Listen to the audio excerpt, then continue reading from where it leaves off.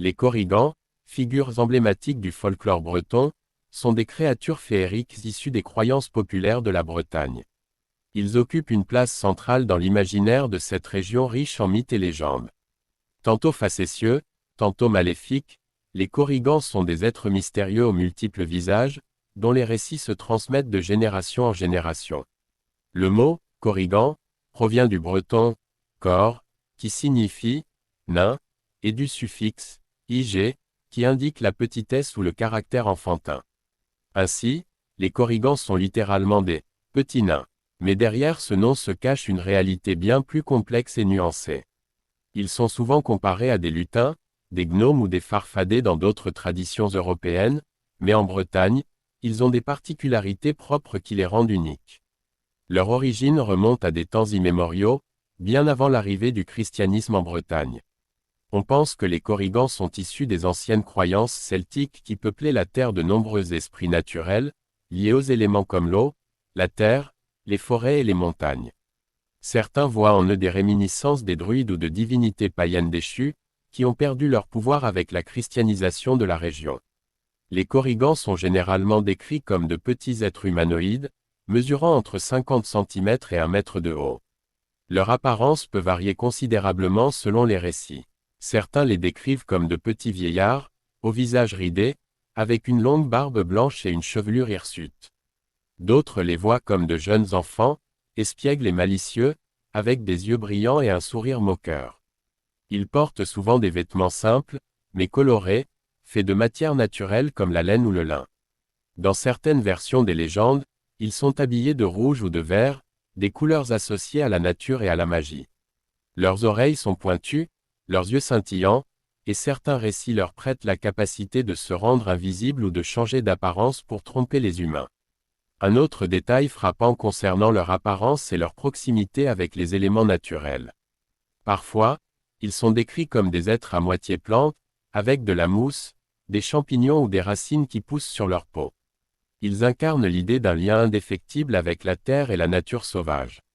Les korrigans habitent principalement les endroits reculés et mystérieux des campagnes bretonnes. On les retrouve dans les landes, les forêts épaisses, les grottes, et surtout près des sources et des fontaines, ces lieux sacrés de l'ancienne Bretagne. Ils sont aussi souvent associés aux menhirs et aux dolmens, les anciennes pierres levées des Celtes, qui semblent être pour eux des portails vers un autre monde.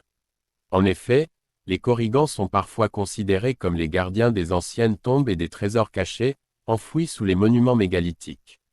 Les nuits de pleine lune, il est dit qu'ils sortent de leur cachette pour danser autour de ces pierres, célébrant des rites mystérieux en chantant des mélodies envoûtantes. Ces danses sont souvent décrites comme hypnotiques, et il est fortement déconseillé aux humains de se joindre à elles. En effet, quiconque oserait entrer dans leur ronde risquerait de perdre la notion du temps, de danser jusqu'à l'épuisement ou même de disparaître à jamais, emporté dans le royaume des korrigans. Les korrigans habitent aussi près des fontaines sacrées, qui sont elles-mêmes des lieux de mystère.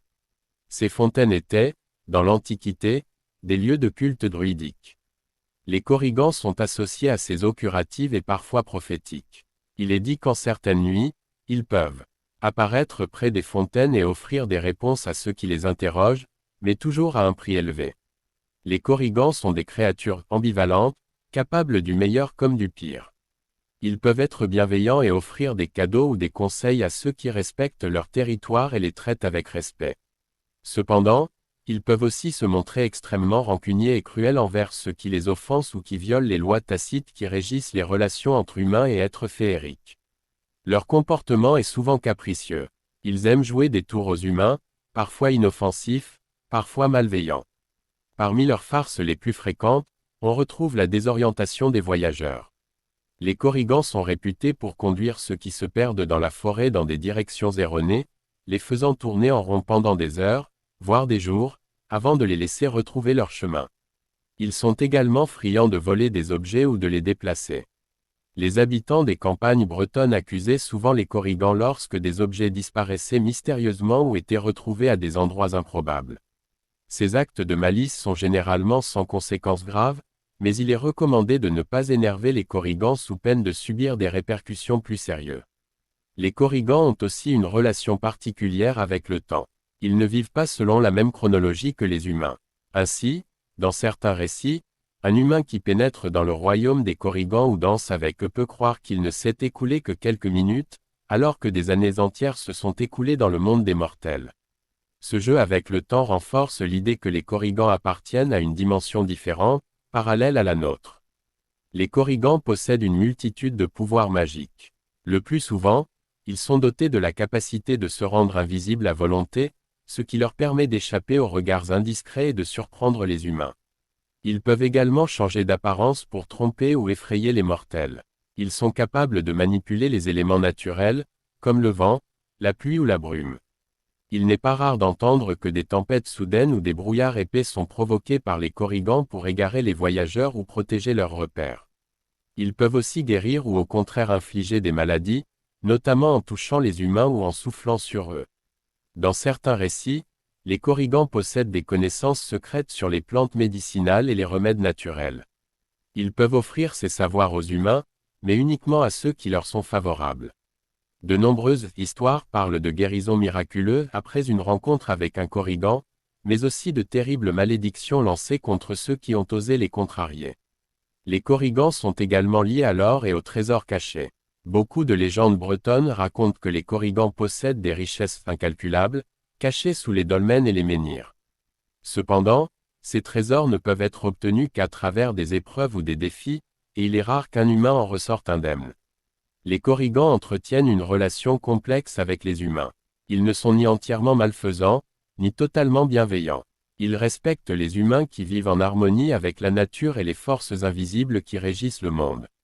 En revanche, ils n'hésitent pas à punir ceux qui manquent de respect ou cherchent à exploiter leurs terres et leurs secrets. Une croyance populaire veut que les Korrigans détestent le bruit des cloches des églises chrétiennes, symbole de la domination du christianisme sur les anciennes croyances païennes. Certains récits affirment qu'avec l'expansion du christianisme, les Korrigans ont été chassés des villages et contraints de se retirer dans les parties les plus isolées des forêts. Ils gardent donc une certaine rancune envers les prêtres et les hommes d'église, ce qui explique leur méfiance vis-à-vis des symboles religieux. Il est dit que les Korrigans respectent les rites anciens, et pour obtenir leur bienveillance, il faut leur laisser des offrandes, généralement de la nourriture ou des objets brillants. Dans certaines régions, il était courant de laisser du lait ou du pain près des fontaines pour apaiser les esprits des lieux, dont les Korrigans étaient les gardiens. Un autre aspect fascinant des Korrigans est leur lien avec la mort.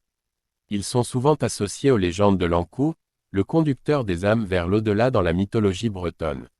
Certains disent que les Korrigans peuvent voir l'avenir et prévoir la mort des humains. Ils chantent alors des mélodies tristes et obsédantes à la lueur de la lune pour marquer la fin prochaine d'une vie. Dans certaines versions de la légende, ils participent aux processions nocturnes des âmes errantes et assistent l'Ankou dans sa sinistre tâche. Ils peuvent également interagir avec les esprits des défunts, parfois les guidant vers leur dernière demeure, parfois les piégeant dans leur royaume pour leur propre amusement. Les Korrigans, êtres mystérieux et insaisissables, incarnent toute la richesse et la complexité du folklore breton. Gardiens des anciens savoirs, protecteurs des trésors cachés, maîtres des éléments et du temps, ils évoluent dans une dimension parallèle, entre le monde des mortels et celui de la magie. Tantôt malicieux, tantôt bienveillants, ils sont les gardiens d'un patrimoine immatériel qui continue d'enflammer l'imagination de ceux qui s'aventurent dans les landes et les forêts de Bretagne. Leur histoire, profondément enracinée dans les croyances ancestrales de la région, rappelle l'importance de respecter la nature et les forces invisibles qui la peuplent. Qu'on les craigne ou qu'on les vénère, les Korrigans restent des symboles puissants de la relation entre l'homme et le surnaturel, entre le visible et l'invisible.